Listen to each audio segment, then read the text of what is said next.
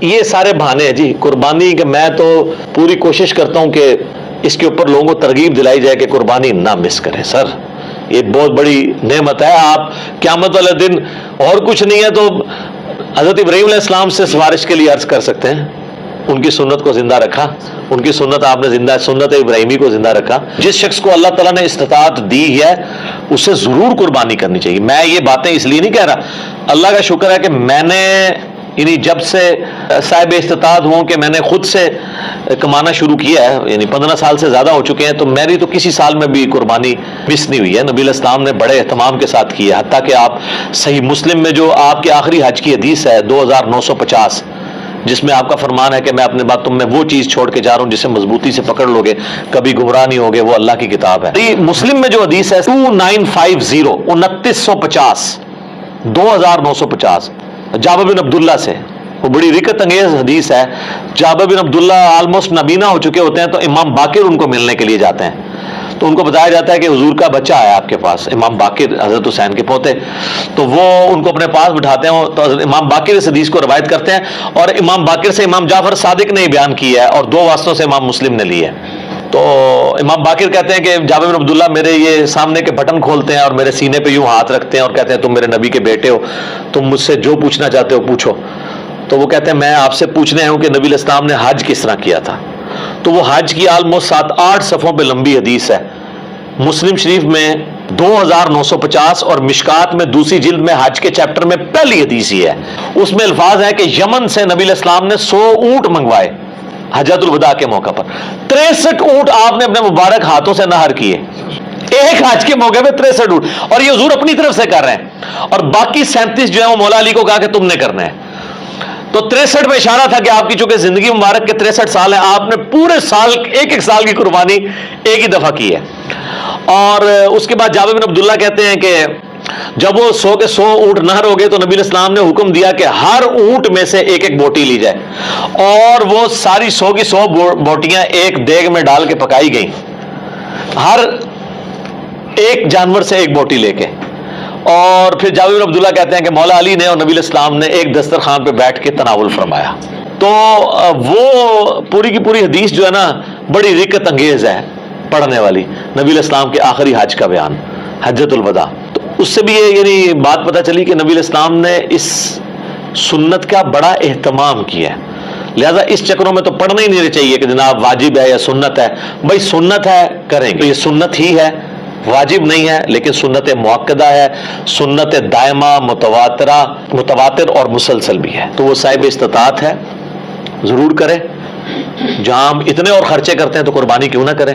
اگر کوئی شخص آلریڈی مقروض ہے تو کیا وہ قربانی دینے کے لیے قرضہ اٹھا سکتا ہے یا قربانی نہ دے؟ قربانی کیوں نہ دے جی, کروڑ پتی لوگ بھی مقروض ہیں. یہ بڑے بڑے فیکٹریوں کے مالکوں سے آپ پوچھیں, انہوں نے کروڑوں میں قرضے اٹھائے ہوئے ہیں.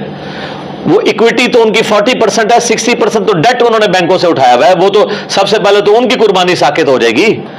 یہ قرضہ جو ہے یہ عارضی قرضہ ہے. یہ اس قرضے کو وہ قرضہ نہیں کہا جاتا کہ جس کی بنیاد پہ قرضہ یہ ہے کہ ایک بندہ قرضے کے تلے اس طرح دب گیا کہ اس کی 2 وقت کی روٹی محال ہو گئی ہے اور وہ روکھی سوکھی کھا کے گزارا کر رہا ہے, اس کو مقروض کہا جاتا ہے. کروڑ پتی لوگوں کو مقروض نہیں کہا جاتا. تو وہ اس طرح نہیں ہے, قرضہ اٹھا کے آپ کریں. یہ کمیٹی آپ نے قرضہ ہی تو ڈالی ہوتی ہے, کمیٹی ڈال لیں.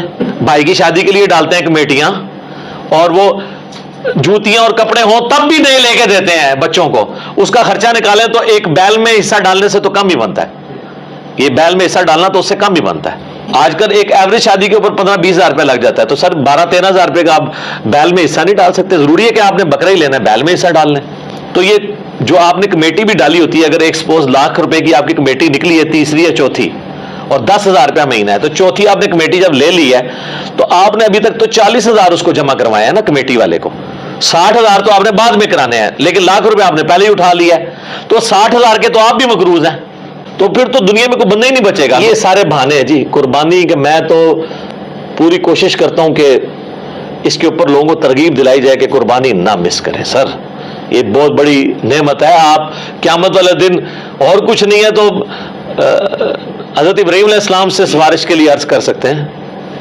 ان کی سنت کو زندہ رکھا, ان کی سنت آپ نے زندہ, سنت ابراہیمی کو زندہ رکھا.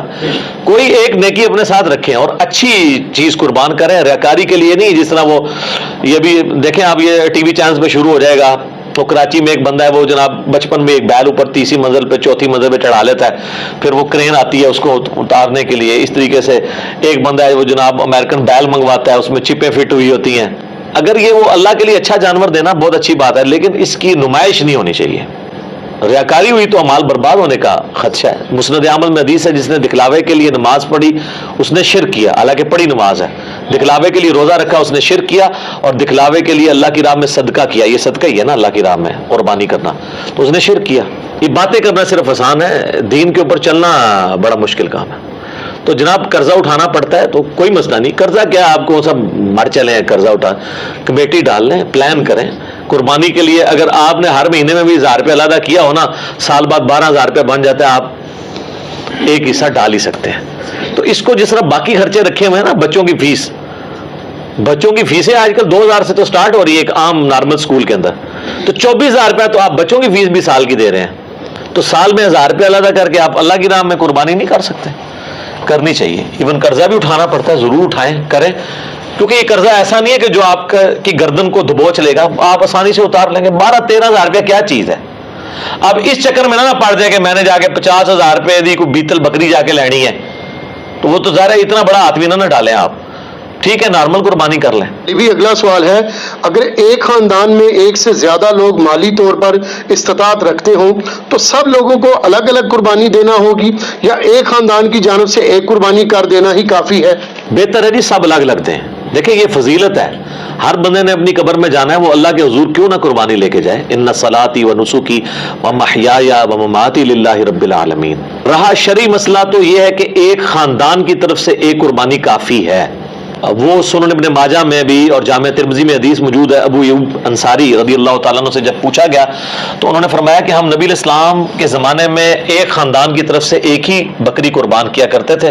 پھر بعد میں جب لوگ باہم دولت میں ایک دوسرے پہ فخر کرنا شروع کر دیا تو پھر ایک سے زیادہ لوگ جانور قربان کرنا شروع کر دیا لوگوں نے. اور ایک اور حدیث ہے سنن ابن ماجہ میں بھی, المستدرک للحاکم میں, ایک اور صحابی کہتے ہیں کہ ہم تو ہمیشہ سے پورے خاندان کی طرف سے ایک ہی جانور قربان کیا کرتے تھے, بکری یا بکرا, لیکن اب میرے گھر والے مجھے اکساتے ہیں, تو ہم یعنی ایک دوسرے پہ روب ڈالنے کے لیے کہ ہمسایوں نے تو 3 بکرے دیے ہیں, تم کیوں ہے. یہ صحابہ کے زمانے میں بھی ہے. یہ وہ جو ایک خاندانی ٹسل ہے, یہ تو وہ صحابی کہتے ہیں مجبوراً ہمیں اپنے گھر والوں کے اکسانے کے الفاظ ہیں, اکسانے پہ ہم بھی 1-2 بکرے زیادہ کر دیتے ہیں, ورنہ شرعی مسئلہ یہی ہے کہ ایک خاندان کی طرف سے ایک قربانی. یہ خاندان سے مراد ایک چولہا ہے. ایک چولہا اس اعتبار سے کہ میاں بیوی بچے. اب آپ کو گھر ایسا لے آئیں کہ جہاں پہ 5 فیملیز رہ رہی ہیں اور چولہا ایک ہو, تو وہ آپ کہیں گے ایک قربانی نہیں, وہ 5 خاندان ہے. چولہا عموماً بولا جاتا ہے. تو اگر 5 گھر میں خاندان ہے, ویسے خرچے ان کے علیحدہ علیحدہ ہیں, صرف ایک چولہا اکٹھا ہونے سے یہ نہیں ہوگا کوئی ایک خاندان بنے گا. میاں بیوی بچے یہ ایک خاندان ہے, چاہے وہ 5 بھائی اکٹھے رہ رہے ہیں. السلام علیکم دوستو, ویڈیو کافی انفارمیٹیو تھا. انہوں نے قربانی کے بارے میں بہت اچھی باتیں بتائی ہیں, اور یہ بتایا ہے یہ جو سنت ہے یہ حضرت ابراہیم علیہ السلام کی سنت ہے, جو کہ آج کے ٹائم میں بھی مسلمان اس کو ادا کر رہے ہیں, اور کرنی چاہیے قربانی. اور جو ہے یہ ایک صدقہ ہے اللہ کی راہ پہ, جو کہ کرنا چاہیے. انہوں نے بہت اچھی طریقے سے ڈیفینیشن کے ساتھ ساری باتیں بتائی ہیں, حدیث کا حوالہ بھی دیا انہوں نے. باقی دوستو اس ویڈیو کے بارے میں آپ کیا رائے رکھتے ہیں؟ اپنی قیمتی رائے ہمارے کمنٹ باکس میں ضرور شیئر کریں, اور اس ویڈیو کو تمام بھائیوں تک ضرور شیئر کریں تاکہ ان تک بھی حق اور سچ کی بات پہنچ سکے. ملتے ہیں آپ سے اگلی ویڈیو پہ, تب تک آپ اپنا دھیان رکھیں.